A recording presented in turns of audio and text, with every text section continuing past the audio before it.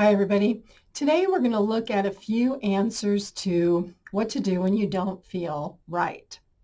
Feeling right can mean a lot of things, from feeling sad or out of sorts or not really feeling physically well. As a caregiver for an aging parent or a person who feels well all the time, maybe you're having an off day or a few off days. And so in this video, we're going to talk about a few things to look for. And if you notice, my voice is off because I'm having spring allergies, which I normally do this time of year. I'm Pamela D. Wilson. Click to follow this video. Follow me on YouTube. Check out my website, PamelaDWilson.com. A lot of information there about caring for aging parents, spouses, loved ones, yourself, and also advice that applies to taking care of yourself at any age if you are an adult. So first of all, if you're feeling a little bit off, it's important for you to look at what's going on in your life so that you can look at your body and your mind and figure out what's going on, because you know you better than anybody else, right? Because you live in this body. So if something is off, that means that it's time to check in with yourself, to pay a little bit of attention. And the way that you can do that is to, let's say, start looking at mental aspects, right? Let's say that you are usually a very optimistic, happy person, and something happened, and maybe you don't even realize what it is, right? But you're in this negative place. You're feeling a little down. You're feeling sad, feeling a little hopeless. So the first thing to do is look at maybe the last week or the last 2 weeks of your life and what's going on. Have you missed a few good nights' sleep? Are you a regular exerciser? Have you missed getting outside or going to the gym? What is the balance like between your family, your work, your caregiving, and your social life? Are you making time for yourself or not making time for yourself? Do you have a lot of stuff going on? Are under a lot of mental stress that might be causing problems with the way you think or problems with your body? Any one of these really can result in not feeling right. So if you can gain insight into what's going on with your life, what's changed past couple of weeks, even maybe a month, then it's going to be easier to identify what has you not feeling right. Is it something mentally that you can correct? Is it a routine? Is it something else? It's also, though, important to realize that you have a lot of control over your mind and what you think up here, because when we don't feel well, or we're tired or we're exhausted, it's easy for our mind to go to this very negative, dark place and say, oh, everything is bad. It's, disasters ready to strike. We have all these worries that are coming up. But it's really our mind that is creating this. And we can say, no, no, no, no, no, no, no. Mind, you can't have all these dark thoughts. I want to be positive. I'm going to choose to be positive. Think about this positively, and I'm going to solve whatever is going on. Now, on the other hand, let's look at health, because health is an area where sometimes we really can ignore important signs that something is wrong, because after all, who likes to go to the doctor, right? Nobody. Or who likes to take time to go to the doctor? Or maybe you don't have health insurance, or you're worried about a copay or getting a health diagnosis that you don't want. So a lot of people look at healthcare or medical care as this very negative thing. And because of this, there are a lot of reasons that people don't seek medical care. And the statistics prove this out. In a study by the National Institute of Health, it confirms that people avoid seeking medical care because they want to stay away from information that can cause more worry, mental stress, physical stress. So if truly you want to avoid more mental and physical stress, it's important not to ignore all these physical symptoms that you might be having in your body that's telling you that something is a little bit off. And there's a term that the healthcare system uses. They use a lot of terms that we don't understand, right? It's called patient delay. And patient delay means that we delay going to see the doctor. We delay getting medical care because we have all these fears over here, right? But what happens is if you avoid that and you really are feeling off for a week or a few weeks or a month, not going to the doctor can mean that you miss fixing something small that then turns out to be big. So a lot of people don't realize that going to a doctor for a preventative visit can save your life from a diagnosis of cancer or something really serious that means that you may have to go through a lot of treatments or you're going to suffer.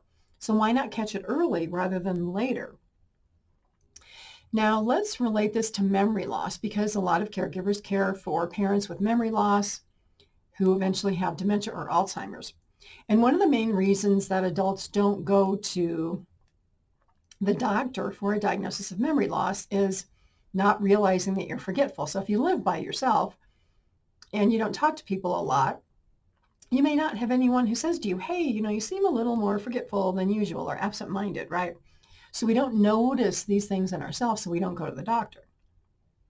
And the reason that dementia and Alzheimer's aren't diagnosed is also that family members don't notice it either. So family members may think, oh, mom and dad are just getting older. Being forgetful is normal. It's part of life.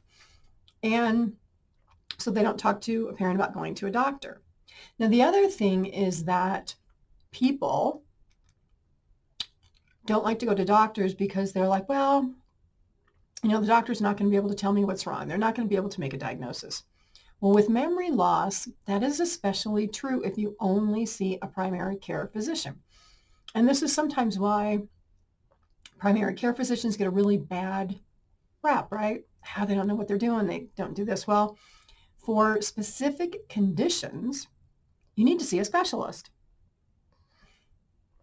The key is, if you don't ask to see a specialist, your primary care isn't going to make that referral. Or if you don't know that you can see a specialist, you're not going to call and ask for a specialist, right? The best people to treat memory loss and dementia and Alzheimer's are specialists, geriatric physicians, neurologists, neuropsychologists, people like that, right? So, but the gatekeeper, right? Gatekeeper is your primary care. So if you don't go to the primary care doctor, you can never get to a specialist who can really, really help you if you have a complicated health situation. Now, let's talk about caregivers. Caregivers become mentally and physically ill because of caregiving activities. You can deny this, but it's true. It happens. It's researched. Caregivers are often sicker than the people that they care for. Now, if you ask caregivers why they don't go see a doctor, they're going to say, well, I'm too busy. I don't have time because I'm taking care of these loved ones that are sick, right? So basically, caregivers care for people who are sick and don't do anything about their health so that they eventually become as sick as the people that they're caring for. Now, I know a lot of people will say, oh, Pamela, this is going to pass. I'll get better on my own. I'm not sick enough to go to the doctor. I don't have enough health problems. Now, honestly, as we talked about, I don't know anybody who likes to go to the doctor, but what I can tell you is that if you establish care when you're young and you go for a yearly physical, you're less likely to go and not have anything wrong, which then makes you not fear going to the doctor because you're probably going to go and everything is going to be okay. But eventually, with all of us, right, something goes wrong. But when that something goes wrong, you'll catch it early enough so that you can be preventative and maybe you don't have to take medications, or your high blood pressure isn't going to get worse and turn into diabetes or a stroke or some other condition. So the thought is, if you are sick, go to a doctor, get checked out. There's nothing wrong with wanting to self-treat yourself or be proactive. But if you truly are not feeling good for a period of time, the doctor is the best way to get in the door to figure out what's going wrong. Now, I also hear people say, well, doctors don't know how to speak to me. I haven't been treated well. I make a doctor appointment and I end up seeing the nurse. Well, you got to get in somehow. You've got to open that door. You have to walk through that door to be able to get the care that you want. Then you have to learn how to advocate for yourself. People will say, oh, the doctors don't know what's wrong with me. They're never going to be able to figure it out. Well, a lot of that depends on you and the information that you give the doctors, right? If you don't give the doctors information, then they're stuck guessing what's wrong with you. So the better advocate that you become, the more questions that you learn to ask. The deal is, if you want to be in control of your health, then take control of your health. Become educated. Ask questions. Go to the doctor. look at preventative care. Now, if you're still afraid of that, there's a course on my website, PamelaDWilson.com, no charge. Go to PamelaDWilson.com, click on Support and More at the top, and then click on Support Caring for Elderly Parents. 8-module course, a lot of topics, will also apply to you taking care of yourself as well as your elderly parent. So if you need a place to get started, start there. There are also hundreds of videos here on this YouTube channel answering questions that caregivers ask. So my recommendation, if you're not feeling good, start somewhere, investigate, make a doctor appointment, go see the doctor, get some help, get some care, but take along as much information as you can. What's been going on in your life the past 2 weeks, 2 months, stress, everything that can impact your health so that you can figure it out and feel better.